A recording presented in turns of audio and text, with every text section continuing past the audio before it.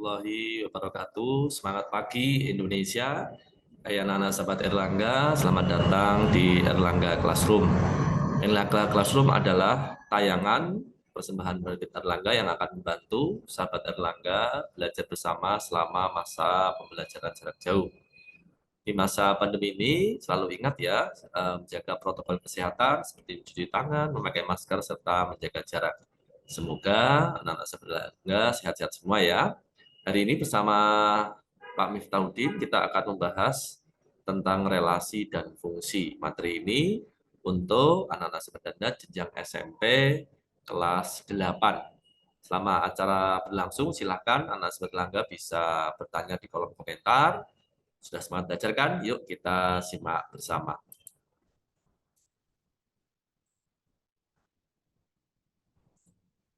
Anak-anak sahabat Erlangga, materi ini berjudul relasi dan fungsi ya. Sebelum Pak Miftah melanjutkan, terlebih dahulu Pak Miftah ingin berkenalan.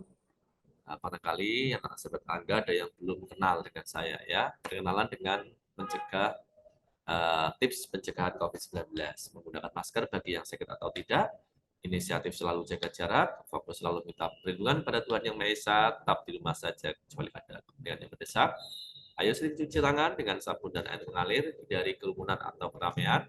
Untuk meningkatkan imun agar istirahat cukup dan olahraga teratur, dianjurkan mengkonsumsi buah dan sayur, mengikuti arahan dan himbauan pemerintah. Dan yang paling penting ini anak sahabat Erlangga, nikmati hidup dengan gembira ya, karena gembira bahagia ini akan bisa meningkatkan imun kita masing-masing.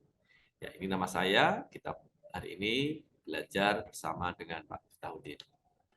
Baik, untuk materi kali ini Pak Miftah akan menjelaskan tentang bagaimana penerapan relasi dan fungsi ya. Penerapan relasi dan fungsi untuk menyelesaikan soal cerita yang berkaitan dengan relasi dan fungsi atau yang disebut juga pemetaan dapat ditempuh langkah-langkah sebagai berikut ya. Yang pertama, menentukan domain daerah asal dan kodomain daerah kawan ya. Kemudian kita juga bisa menyatakan relasi ya, umumnya dengan diagram panah ya. Kemudian yang ketiga, menentukan jawaban berdasarkan diagram panah yang telah dibuat. Langsung saja Pak Miftah akan berikan contoh soalnya ya. Perhatikan contoh berikut. Diketahui himpunan A ada Nina, Sandi, Mira, Yudi, dan Tia ya. Dan himpunan nomor sepatu B ada nomor 36, 37, 38, 39, dan 40. Nina dan Yudi memakai sepatu bernomor 38. Sedangkan Mira dan Tia memakai nomor 36. Ya, Sandi memakai nomor 40. Pertanyaannya, yang pertama, nyatakan relasi bernomor sepatu dari himpunan A ke B dengan himpunan pasangan berurutan. Yang kedua, apakah relasi itu merupakan fungsi? Ya, kita lihat pembahasannya. Himpunan A adalah Nina, Sandi, Mira, Yudi, Tia. B adalah nomor sepatunya ya, 36, 37, 38, 39, 40. Dengan demikian, kalau kita tuliskan dengan himpunan pasangan berurutan, maka Nina, 38 gitu ya. Kemudian Sandi 40, Mira 36, Yudi 38, dan Tia 36 ya. Bisa dipahami ya, Nak Seberlangga? Yang B sekarang. Relasi tersebut merupakan fungsi. Kenapa? Karena masing-masing anggota A dipasangkan dengan tepat satu. Ini ada kata-kata tepat satu pada anggota B. Karena relasi bisa disebut sebagai fungsi apabila anggota domain, ya Nina Sandi ini sebagai domain, itu berpasangan tepat satu pada anggota kodomain. Ya. Jadi ini merupakan fungsi. Baik, Pak Minta teruskan di soal yang kedua. Perhatikan soal berikut. 4 orang anak bernama Fandi, Irwan, Wulan, dan Dendi. Fandi dan Irwan berbadan tinggi, sedangkan anak yang lain tidak. Wulan berambut keriting, anak yang lain tidak. Irwan, Wulan, dan Dendi berkulit kuning, anak yang lain tidak. Ada 3 soal ini. Buatlah diagram panah yang menghubungkan setiap anak dengan sifat fisiknya. Soal yang kedua, siapakah yang berbadan tinggi dan berkulit kuning? Dan yang ketiga, siapakah yang berkulit kuning tetapi tidak berambut keriting? Ya. Nah, Sobat Langga, bagaimana cara menyelesaikannya? Kita lihat jawaban berikut ya. Pertanyaan pertama, kita disuruh membuat diagram panah nih ya. Jadi ini Pak minta buat 2 lingkaran ya, oval begitu ya. Kemudian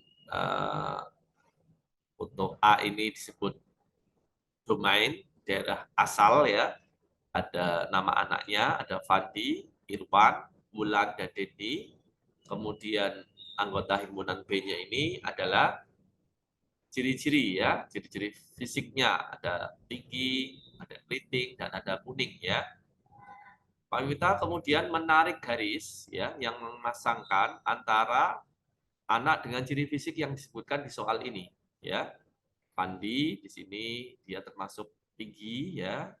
Kemudian Irwan ini dia tinggi dan berkulit kuning ya. Sedangkan Wulan itu berambut keriting dan berkulit kuning ya. Sedangkan Dendi di sini disebutkan berkulit kuning ya. Inilah bentuk dari diagram panah ya yang dimaksud. Kemudian pertanyaan yang kedua, siapakah yang berbadan tinggi dan berkulit kuning? Dengan mencermati diagram panah ini, kita akan tahu bahwa yang anak yang berbadan tinggi dan berkulit kuning ya ini tinggi dan kuning, kita lihat yang dua-duanya ada ini berarti adalah Irwan ya. Kemudian anak yang berkulit kuning tapi tidak berambut keriting ya, kuning tapi tidak berambut keriting. Berarti hanya ini dan ini ya, yaitu kuning ini ada Irwan ya, kemudian ada Dendi. Kenapa Wulan tidak? Karena Wulan berambut keriting. Di sini pertanyaannya tidak berambut keriting. Oke, bagaimana Saudara Lega? Mudah-mudahan bisa dipahami ya. Terima kasih atas perhatiannya. Demikian materi relasi dan fungsi untuk kelas 8. Mudah-mudahan kalian semua paham. Jangan lupa untuk like dan subscribe channel ini. Nantikan Erlangga Classroom selanjutnya. Acara ini akan hadir setiap hari Rabu di jam yang sama. Jangan lupa beritahukan teman-temanmu untuk ikut menyaksikan acara ini. Tetap jaga kesehatan ya anak Erlangga. Sampai jumpa, tetap semangat. Wassalamualaikum warahmatullahi wabarakatuh.